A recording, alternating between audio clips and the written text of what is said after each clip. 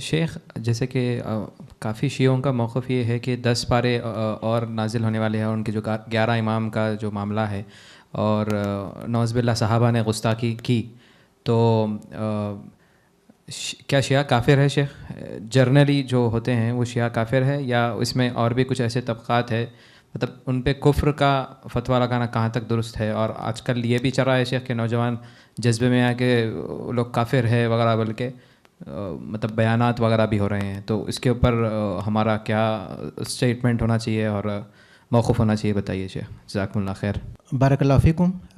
آپ نے یقیناً ایک اچھا سوال کیا کہ شیعہ کے بارے میں ہمارا کیا موقف ہونا چاہیے، اہل سنت کیا عقیدہ رکھتے ہیں، اور وہ قرآن کے بارے میں یہ عقیدہ رکھتے ہیں کہ ان کے 10 پارے جو صحابہ نے وہ حذف کر دیے تھے، ان کے کسی امام کے پاس ہیں، اور وہ قیامت کے قریب اس کو لے کر آئیں گے۔ آخری جو امام ہے جن کے بارے میں وہ عقیدہ رکھتے ہیں، تو یہ عقیدہ کفر کا عقیدہ ہے۔ تو کیا یہ کہنا صحیح ہے کہ شیعہ کافر ہیں؟ تو اس کا جواب ہمیں جاننا چاہیے۔ ایک چیز ہے مطلق کی تکفیر کرنا، معین نہیں ہے، عام ہے، اور دوسری چیز ہے معین کسی خاص شخص کی تکفیر کرنا، کسی کو کافر قرار دینا۔ ان دونوں میں فرق ہے۔ جو بھی یہ عقیدہ رکھتا ہے کہ قرآن میں تحریف ہوئی ہے یا اس میں کمی یا بیشی ہوئی ہے، وہ کافر ہے۔ یہ کہنا کوئی حرج کی بات نہیں ہے۔ شیعہ مختلف طبقات میں ہیں، جیسے کہ اہل علم بتاتے ہیں، اور شیعہ کے ساتھ سب سے بڑی پریشانی یہ ہوتی ہے کہ تقیہ ان کے پاس عبادتوں میں سے ایک عبادت ہے۔ تقیہ کیا ہے؟ کہ دل میں کچھ رکھنا اور زبان پر کچھ رکھنا، دل میں ہم سے دشمنی رکھنا اور زبان سے ہم سے محبت کا اظہار کرنا۔ یہ نفاق ہے حقیقت میں، لیکن اس کو یہ تقیہ بولتے ہیں، اور اس پر ان کے پاس بہت سی حدیثیں ہیں کہ جو تقیہ کرے گا پتہ نہیں اس کو اتنا اور اتنا ثواب ملے گا۔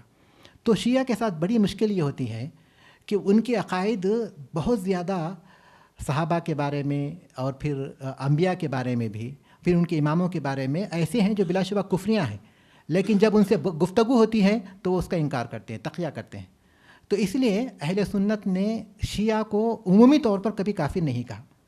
عمومی طور پر اہل سنت میں سے کسی نے بھی شیعہ کو عمومی طور پر کافر کہا ہو، یہ نہیں ہے۔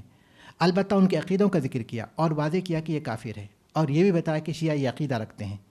تو اس حیثیت سے ہم عمومی طور پر شیعہ کے لفظ کے ساتھ کفر کا لفظ استعمال کریں، یہ مناسب نہیں ہے، کیونکہ اہل علم میں سے کسی نے یہ موقف اختیار نہیں کیا۔ البتہ ان کے عقیدوں کا ذکر کرتے ہوئے کہیں گے کہ جو یہ عقیدے رکھتے ہیں وہ کافر ہیں۔ اور شیعہ میں کچھ لوگ ایسے بھی ہیں جو یہ عقیدہ نہیں رکھتے، کیونکہ شیعہ مختلف فرقوں پہ ہیں، فرقوں میں فرقے ہیں، ایک فرقے میں کئی فرقے پائے جاتے ہیں۔ تو ان میں کچھ فرقے ایسے بھی ہیں جو یہ عقیدہ نہیں رکھتے۔ یہ عقیدہ کچھ لوگ رکھتے ہیں، اور بہت لوگ، بلکہ ہم کہہ سکتے ہیں کہ 90 سے زیادہ جو شیعہ ہیں، 90% سے زیادہ وہ یہ عقیدہ رکھتے ہیں، قرآن کی تحریف کا عقیدہ رکھتے ہیں۔